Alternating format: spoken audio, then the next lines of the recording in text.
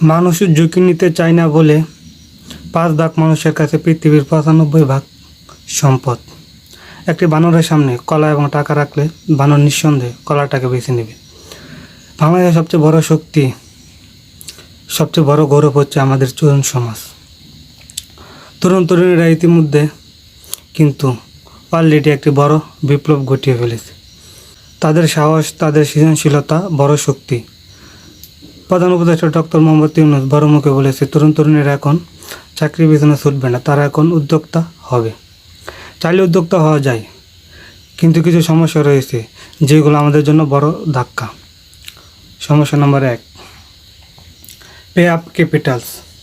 Pay up Capitals এর নিয়ম অনুসারে কোনো উদ্যোক্তা যদি নতুন কিছু শুরু করতে চায় তাহলে তাকে ব্যাংকে পে আপ ক্যাপিটালস 10 লক্ষ টাকা মজুত রাখতে হবে। যদি না পারে বড় একটি ফাইন, বড় একটি অ্যামাউন্ট জরিমানা দিতে হবে। পয়েন্ট নম্বর 2, মনোবল হারিয়ে ফেলা। যখন কেউ নতুন কিছু শুরু করতে চায়, নতুন কোনো উদ্যোগ নিতে চায়, সমাজ থেকে সেটি নেতিবাচক হিসেবে দেখা হয়।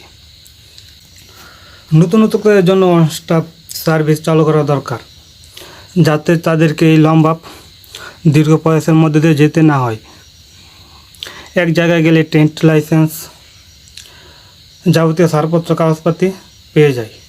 সফল ব্যবসায়ী এবং আলিবাবার প্রতিষ্ঠাতা জ্যাক মা বলেছেন, যদি একটি বানরের সামনে কলা এবং টাকা রাখা হয়, বানর কিন্তু নিঃসন্দেহে কলাটাকে বেছে নেবে।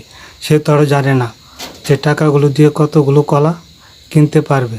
ঠিক এরকমই যদি 100 জন মানুষের সামনে চাকরি এবং ব্যবসার অপশন দেওয়া হয়, তাহলে কিন্তু 95% মানুষ চাকরি বেছে নেবে।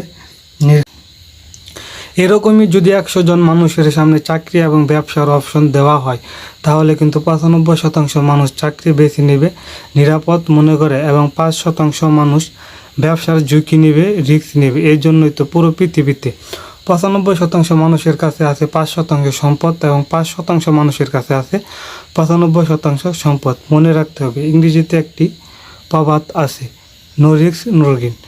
কিছু পেতে চাইলে তো ঝুঁকি নিতেই হবে।